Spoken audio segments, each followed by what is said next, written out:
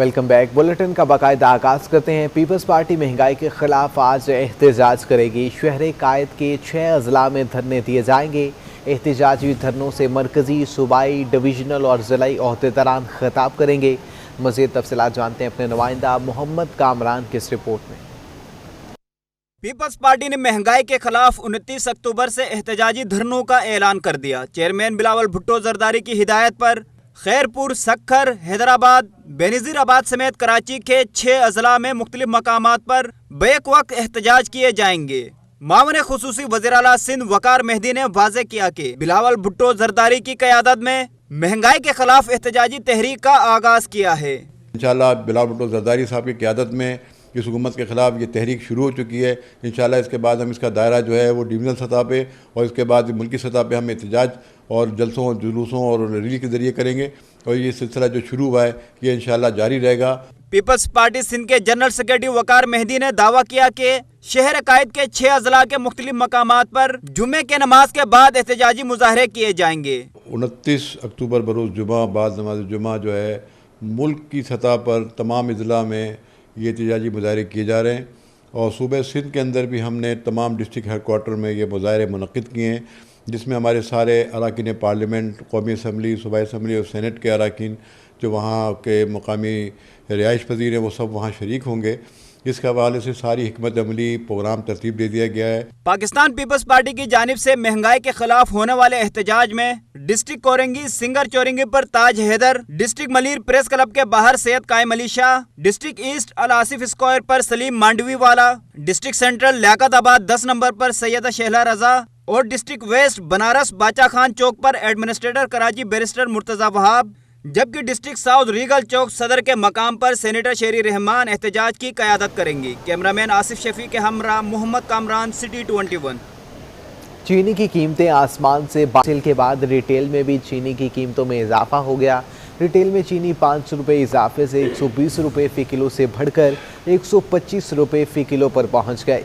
गुज़िश्ता रोज़ एक दिन में चीनी होलसेल में 6 रुपये महंगी होकर 116 रुपये फ़ी किलो तक पहुँच चुकी थी।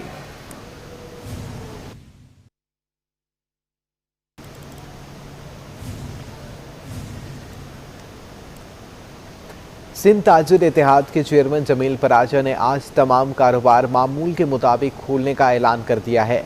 सिंध ताजिर इत्तेहाद के चेयरमैन जमील पराजा का कहना है कि ताजिर और अवाम हड़ताल के हवाले से अफवाहों पर कान ना धरें। शहर भर में आज कारोबार मामूल के मुताबिक खुलेगा। तमाम दुकानें और मार्केटें वक्त पर खोली जाएंगी और तिजारत का पहिया चलता रहेगा।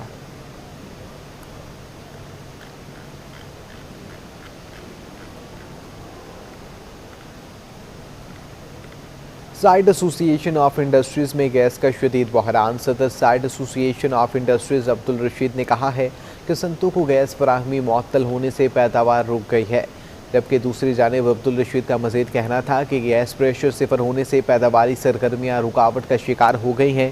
गैस की अदम फराहमी के बायस कई सनतों को ताले लग जाएंगे। मज़ीद कहा कि स्विस ऑर्डन ने सनतों की गैस बहाल नहीं की, जिससे पैदावारी सरगर्मियाँ बंद होने से बरामदगी ऑर्डर्स की तकमील ख़तरे में पड़ चुकी है।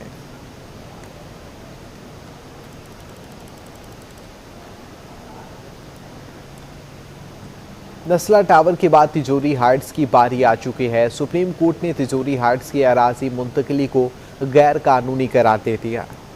नस्ला टावर के बाद तिजोरी हाइट्स का मुस्तकबिल भी खतरे में पड़ गया। चीफ जस्टिस गुलजार अहमद की सरबराही में बेंच के रूबरू तिजोरी हाइट्स की तामीर के खिलाफ रेलवे की दरख्वास्त पर समाअत हुई। जस्टिस एजाजुल हसन ने रिमार्क्स दिए कि जमीन की मुंतकली का तरीक़ेकार गलत इख्तियार किया गया। अराजी मुंतकली का जो तरीक़ेकार इख्तियार किया गया वो क्रिमिनल जुर्म है। ड्यूटी भी चोरी की, जिस पर 10 मरतबा ड्यूटी का जुर्माना है। जस्टिस एजाजुल हसन ने मजीद रिमार्क्स दिए कि अराजी मुंतकली इतनी जल्दी में हुई कि गलतियां वाज़े हैं, ये बिल्डिंग भी फारिग होगी।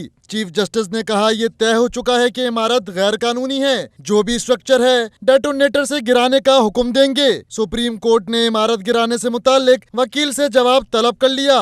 चीफ जस्टिस ने रिमार्क्स में कहा कि अपने क्लाइंट से पूछकर बताएं खुद गिराएंगे या हम हुक्म दें। अदालत ने मजीद समाअत 29 अक्टूबर तक मुलतवी कर दी। डेडलाइन गुजर गई मगर नस्ला टावर सील न किया जा सका। चंद रिहायशियों ने फ्लैट खाली करना शुरू कर दिए हैं। DC ईस्ट का कहना है कि कल रात से कब्जा उनके पास है। रिहायशियों ने अपील की है कि मुआवजा दिए बगैर अमानत न गिराई जाए। नस्ला टावर खाली कराने की मोहलत ख़त्म हो चुकी है, मगर अमानत को ताहाल सरकारी तहवील में नहीं लिया गया।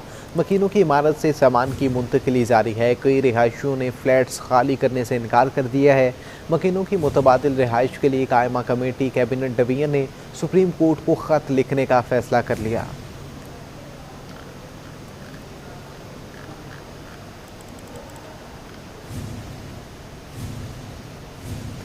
नस्ला टावर के रिहायशियों की चीफ जस्टिस ऑफ पाकिस्तान से मुलाकात की कोशिश नाकाम हो चुकी है। सुप्रीम कोर्ट कराची रजिस्ट्री में नस्ला टावर के मकीनों ने chief justice of Pakistan justice Gulzar Ahmed से मुलाकात की कोशिश की है, जिस पर सुप्रीम कोर्ट स्टाफ ने नस्ला टावर के मकीनों को चीफ जस्टिस से मुलाकात कराने से माजरत की है। स्टाफ ने कहा कि आप चीफ जस्टिस से बराह रास्त नहीं मिल सकते, कुछ कहना है तो तहरीरी दरख्वास्त दे सकते हैं।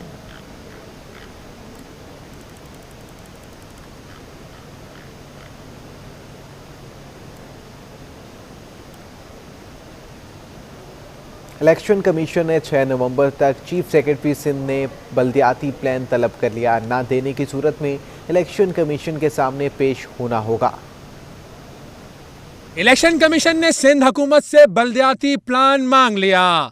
कराची में प्रेस कॉन्फ्रेंस करते हुए सूबाई इलेक्शन कमिश्नर एजाज अनवर चौहान ने कहा कि सिंध हुकूमत ने बल्दियाती इलेक्शन के हवाले से ना कोई डेटा फराम किया, ना कोई नक्शा दिया, ना ही अजला की रेवेन्यू बाउंड्री वॉल की हद फराम की। चीफ सेक्रेटरी सिंध से मीटिंग करके 6 नवंबर तक मालूमात फराम करने की तंबीह कर दी है। इसी सिलसिले में इलेक्शन कमीशन ऑफ पाकिस्तान ने 6 अक्टूबर के एक आर्डर पास किया है, जिसमें chief secretary government of Sindh को हिदायत जारी की गई है कि आप विद इन अ मंथ आप ये तमाम मतलूबा data election commission of Pakistan को प्रोवाइड करें, और अगर 1 महीने प्रोवाइड ना किया तो 1 महीने बाद चीफ सेक्रेटरी सिंध को इलेक्शन कमीशन के सामने पेश होना पड़ेगा मुकम्मल वजाहत और जस्टिफिकेशन के साथ कि आखिर क्या वजूहत हैं जिनकी बुनियाद पर ये डेटा प्रोवाइड नहीं हो रहा। तो मैं कल चीफ सेक्रेटरी सिंध से मुलाकात हुई है मेरी शाम को, और मैंने उनके सामने बात रखी है कि भाई हमें ये चीज़ें प्रोवाइड करें ताकि हम जो है इलेक्शन का प्रोसेस शुरू कर सकें। सुबह इलेक्शन कमिश्नर ने वाजे किया कि 7 नवंबर से नई इंतखाबी फहरिस्तों का अमल शुरू किया जा रहा है, जो 13 अप्रैल 2022 को मुकम्मल होगा। तो as per schedule of this election commission of Pakistan हम इंशाअल्लाह 13 अप्रैल 2022 को वो इंतखाबी फैसलों को हम रिवाइज़ कर लेंगे, इन्हें रिवीजन हो जाएगी, जो इंशाल्लाह अगले तमाम इलेक्शंस में इस्तेमाल होंगे। एजाज अनवर चौहान ने बताया कि इंतखाबी फहरिस्तों की मालूमात के लिए घर घर जाकर डेटा की तस्दीक की जाएगी। कैमरामैन इमरान एके के साथ इकरार अनवर, कराची। यहाँ पर आपको आगाह करें, ग्रीन लाइन बस मंसूबे के लिए मंगवाई गई 40 बसें पूर्ट से सरजानी टाउन डिपो मुंतकिल हो चुकी हैं। बसों को ग्रीन लाइन रूट से गुजार कर सरजानी टाउन मुंतकिल किया जाएगा। तफसीलात जानते हैं अपने नुमाइंदा हसन अब्बास से। हसन, आगाह कीजिएगा। लेकिन ग्रीन लाइन बस मंसूबे की मंगवाई गई 40 मजीद बसें जो हैं वो पोर्ट से सरजानी टाउन में वाक़ डिपो पर मुंतकिल की गई हैं। बसों को ग्रीन लाइन के रूट से गुजार कर सरजानी टाउन डिपो पर जो है वो मुंतकिल किया जाएगा। बसों की मुंतकली के बाद 80 बसों का फ्लीट मुकम्मल हो गया है, ऐसा बताना है डायरेक्टर ऑपरेशंस जो है ग्रीन लाइन के। उसके अलावा 80 बसों के जो फ्लीट मुकम्मल होते ही जो इसके ड्राइवर्स हैं और जो दीगर अमला है उसकी तरबियत का जो है वो अमल शुरू होगा। उसके अलावा टेस्ट का मरहला भी जो है वो शुरू हो जाएगा। बताया ये जा रहा है कि नवंबर तक जो है वो तमाम तर चीज़ों को बहाल कर दिया जाएगा और जल्द जो है वो ग्रीन लाइन बस मंसूबे का इफ्तिताह किया जाएगा और सड़कों पर ये बसें जो है वो दिखाई देंगी ग्रीन लाइन के ट्रैक के ऊपर। अब देखना ये है कि हुकूमत इसके ऊपर कितनी संजीदगी से काम करती है। माजी में भी हम सुनते रहे ग्रीन लाइन बस के हवाले से कि डेट आती रही कि इसको जल्दी जो है वो आवाम के लिए खोल दिया जाएगा, लेकिन अब जो है वो बताया ये जा रहा है कि नवंबर तक जो है इसको फाल करना है और इसको ऑपरेशनल बनाना है। ठीक है, बहुत शुक्रिया आपका हसन अब्बास। नौकरियों के हुसूल के लिए नाबीना अफराद ने कराची प्रेस क्लब के बाहर एहतजाज किया। बेनाई से महरूम अफराद का कहना है कि बार बार डॉक्यूमेंटेशन जमा कराने के बावजूद नौकरियां नहीं दी जा रही। मुतालिबात तस्लीम ना किए गए तो इंतहाई कदम उठाने पर मजबूर हो जाएंगे। महरूम अफराद नौकरियों के हसूल के लिए सड़कों पर आ गए। कई रोज से कभी प्रेस क्लब तो कभी सिंध असेंबली के बाहर एहतजाज कर रहे हैं। नाबीना अफराद का कहना है कि तालीम याफ्ता होने के बावजूद हमें हमारा ही हक नहीं दिया जा रहा। 4 माह से दरबदर की ठोकरें खा रहे हैं। आज कफन बांध कर निकले हैं। अगर मुतालबात न माने गए तो इंतहाई कदम उठाने पर मजबूर हो जाएंगे। आज भी हमें प्रोटेस्ट करते हुए आज तीसरा चौथा दिन है। हुकूमत को जो है हमने डॉक्यूमेंट्स वगैरह थे वो सबमिट करवाए, हमारी जो रिसीविंग थी वो सबमिट करवाई। अब हुकूमत हमसे चाहती क्या है? आज हमारा लाएअमल ये है कि आज चीफ सेक्रेटरी साहब जब मुमताज़ अली साहब हमसे नहीं मिलते और हमारे मुतालबात नहीं मानते तो हम अपने आप को आग भी लगाएंगे। अगर वो अपॉइंट नहीं करते हैं, हम कफन बांध के यहाँ मौजूद हैं और हमारे पास पेट्रोल मौजूद है। मुजाहिरीन का मुतालबा है कि 5% मुख्तस करदा कोटे के तहत मुलाजमत दी जाए। मुतादिद बार डॉक्यूमेंट्स जमा करवाए गए मगर नौकरी नहीं मिली। हमारे हाल पर रहम किया जाए। कैमरामैन आकिब नकवी के साथ आदिया नाज, सिटी 21। नॉर्थ कराची की सड़कें मुतल्लिका हुकाम की तवज्जो की मुंतज़िर हैं। इलाके की मेन सड़क जगह जगह से टूट फूट का शिकार है। सड़क पर मौजूद गड्ढों से गैस लीक होने लगी है। शहर की सड़कें आला हुकाम की तवज्जो की मुंतजिर हैं। नॉर्थ कराची की मरकजी सड़क गुज़िश्ता 10 साल से टूट फूट का शिकार है। बाबा मोड़ से ख्वाजा अजमेर नगरी तक सड़क की हालत इंतहाई अबतर है। जगह जगह गड्ढे पड़ चुके हैं जहां से गैस भी लीक हो रही है। रिहायशियों का कहना है कि सड़क पर पड़े गड्ढों से गैस लीकेज के बायस 2 बार धमाके भी हो चुके हैं। सड़क की तामीर के बाद से कभी मुरम्मत नहीं की गई। महंगाई इतनी है कि आदमी क्या बनाएगा? देखो ना, टूटी पड़ी हैं गाड़ियाँ, खाने का पूरा नहीं हो रहा है तो गाड़ियाँ कहाँ से? तो रोड के हालात तो आप खुद भी देख रहे हैं। आ जाते हैं जब बहुत मिन्नतें करते हैं, हाथ पैर जोड़ते हैं, हम अब काम करेंगे। गटरों का पानी पी रहे हैं यहाँ लोग आवाम। इसको तो 10 साल हो गए बने हुए, उसके बाद कोई तवज्जो ही नहीं दे रहा, ना कोई कौंसलर दे रहा है, ना कोई MPA दे रहा है, कोई भी नहीं पूछ रहा है इसको। रिहायशी कहते हैं कि वोट लेने तो सब आते हैं लेकिन काम कोई नहीं करता। सड़क इस कदर खराब हो चुकी है कि मरीजों को एम्बुलेंसेज में ले जाते हुए भी परेशानी का सामना करना पड़ता है। कैमरामैन आकिब नकवी के साथ आदिया नाज, सिटी 21। शहर कायद में 24 घंटों के दौरान 44 अफराद में डेंगू वायरस की तस्दीक हुई। रवां साल के दौरान कराची में डेंगू से मुतासर अफराद की मजमूई तादाद 834 हो गई। सबसे ज़्यादा ज़िला बस्ती में 13 अफराद में डेंगू वायरस की तस्दीक हुई। ज़िला कुरंगी में 10, शिरकी में 11 और जनूबी में 5 नए केसेस सामने आए। ज़िला मलेर में 2, ज़िला गरबी में डेंगू के 4 केसेस रिपोर्ट हुए।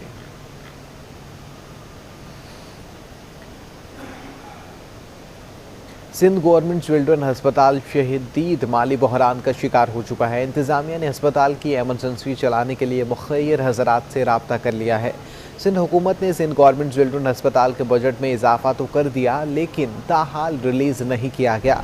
अस्पताल के एमरजेंसी में अद्वियात ना होने से मरीजों को शदीद मुश्किलात का सामना है। शहर कायद में मरीम नवाज़ की सालगिरह का मुनफरिद अंदाज में अपनाया गया। तर्जुमान मुस्लिम लीग निहाल हाशमी और social media in charge Sindh Khurram Abbas Bhatti ने ईदी होम में बच्चों के साथ केक काटा। मरियम नवाज की सालगिरह की तकरीब ईदी होम मीठा दर में हुई, जिसे देखकर यतीम, बेसहारा और लावारिस बच्चों के चेहरे खिल उठे। नून लीग के रहनुमा निहाल हाशमी और खुर्रम अब्बास भट्टी ने मरियम नामी यतीम बच्ची से केक किए गए। मुस्लिम लीग नून के रहनुमाओं ने कहा कि मरियम नवाज की सालगिरह बेसहारा बच्चों के दरमियान मनाकर खुशी हुई। सालगिरह होता है बच्चों का और सालगिरह होता है खुशियों का। फैसल ईदी साहब की मेहरबानी है कि उन्होंने आज मरियम नवाज़ की जो खुशी है, यहाँ पे भी एक मरियम है और कई मरियम है, उनके साथ शेयर किया। तो असल में हमें जो पैगाम आज का है वो ये है कि आपके जो कमज़ोर बच्चे हैं, जो इग्नोर्ड बच्चे हैं, उनके साथ आप खुशियाँ अपनी शेयर करें। और फैसल ईदी साहब ने हमें वेलकम किया, उन्होंने हमें कहा कि आप आएँ और हम यहाँ सालगिरह मनाते हैं। तो हम इन बच्चों के साथ हमें बहुत खुशी हो रही है। केक तो पूरी दुनिया काटती है लेकिन इन बच्चों के साथ जो हमें यहाँ पर खड़े होकर खुशी हो रही है। बच्चों ने मरियम नवाज को सालगिरह की मुबारकबाद भी दी। मरियम नवाज साहिबा को सालगिरह मुबारक हो। मैंने केक काटा और गिफ्ट आए तो मजा आया, और मरियम नवाज के लिए। तकरीब में फैसल ईदी भी शरीक थे। बोले, हमारे बच्चों के चेहरों पर खुशी आई, हम भी मरियम नवाज से इज़हार तशक्कुर करते हैं। कैमरामैन इमरान के साथ इक़्तिदार अनवर, कराची। हेमन इंडस्ट्रियल एंड टेक्निकल इंस्टीट्यूट की जानिब से जॉब फेयर का इनेकाद किया गया, जिसका मकसद तलबा तालिबात को मुख्तलिफ शोबाजात से मुतल्लिक आगाही और मालूमात फराहम करना था ताकि वो अपने करियर के हवाले से बेहतरीन फैसला कर सकें।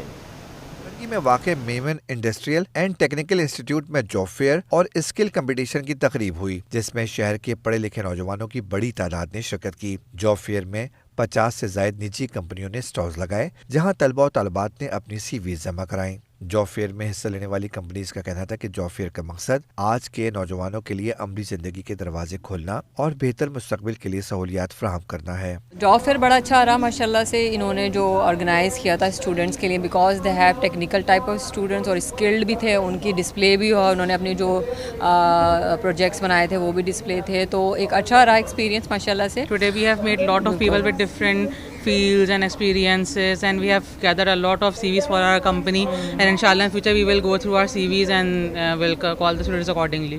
जॉब फेयर में मेमन इंस्टीट्यूट के तालिब-इल्मों ने भी स्टॉल लगाए। हमने सारे अपनी जितनी भी एम्ब्रॉयडरी और ये फैशन डिज़ाइनिंग है, हमने सब कुछ यहाँ पे डिस्प्ले किया है। काफ़ी लोग आए, काफ़ी कमेंट्स किए, सबों ने CV ड्रॉप की अपनी, और काफ़ी अच्छा एक्सपीरियंस रहा है सबके लिए, और जो नहीं भी करना चाहती थी वो तक नंबर लेके गई हैं, बात करके गई हैं। तकरीब के मेहमान खुसूसी वर्ल्ड मेमन हेल्थ और एजुकेशन फाउंडेशन से वाबस्ता मोहम्मद एजाज साया थे, जिन्होंने Memon industrial and technical institute के कामयाब तलबा में स्नात तकसीम की। शहर में बेरोजगारी की बढ़ती हुई शरह में ऐसे जॉब फेयर से रोजगार के अच्छे मौके मुयस्सर आएंगे और नौजवान तनदही से मुल्क और कौम की खिदमत कर सकेंगे। कैमरामैन इब्राहिम खान के साथ वाजिद अदैसवानी, सिटी 21। 100वीं पैकेज के बाद डॉलर की ऊंची उड़ान को ब्रेक लग गई। इंटरबैंक में डॉलर 52 पैसे सस्ता होकर 172 रुपये 26 पैसे पर बंद हुआ। 2 रोज में इंटरबैंक में डॉलर 3 रुपये 1 पैसे सस्ता हो गया। सऊदी अरब की जानिब से पाकिस्तान को 4 अरब 20 करोड़ डॉलर के इमदादी पैकेज के बाद रुपए पर दबाव कम हो गया। इंटरबैंक में डॉलर मजीद 52 पैसे सस्ता हो गया। इंटरबैंक में डॉलर 172 रुपये 78 पैसे से सस्ता होकर 172 रुपये 26 पैसे पर बंद हुआ। रात कामयाब होने के बाद 1 अरब डॉलर मिलने से रुपए पर दबाव मजीद कम होगा। इंटरबैंक के बाद ओपन मार्केट में भी डॉलर और दीगर करेंसी सस्ती हो गयी। ओपन मार्केट में डॉलर 1 रुपये 20 पैसे सस्ता होकर 173 रुपए का हो गया। यूरो 1 रुपये 20 पैसे सस्ता होकर 201 रुपये 40 पैसे और बरतानवी पाउंड 2 रुपये 20 पैसे की कमी के बाद 239 रुपये 30 पैसे का हो गया। इमारती दरहम 25 पैसे सस्ता होकर 49 रुपए और सऊदी रियाल 20 पैसे कम होकर 46 रुपये 5 पैसे का हो गया है। डॉलर मजीद सस्ता होने पर 1 तोला सोना 3,550 रुपये सस्ता हो गया। 2 रोज़ में 1 तोला सोना 11,350 रुपये सस्ता हो गया। ऑल सिंध सराफा बाज़ार एसोसिएशन के मुताबिक डॉलर सस्ता होने की वजह से मकामी सराफा बाज़ार में सोने की कीमतों में कमी देखी जा रही है। सराफा बाज़ार में 1 तोला सोना 3,550 रुपये सस्ता होकर 1,20,650 रुपये का हो गया। 10 ग्राम सोना भी 3,043 रुपये कमी के बाद 1,03,438 रुपये का हो चुका है।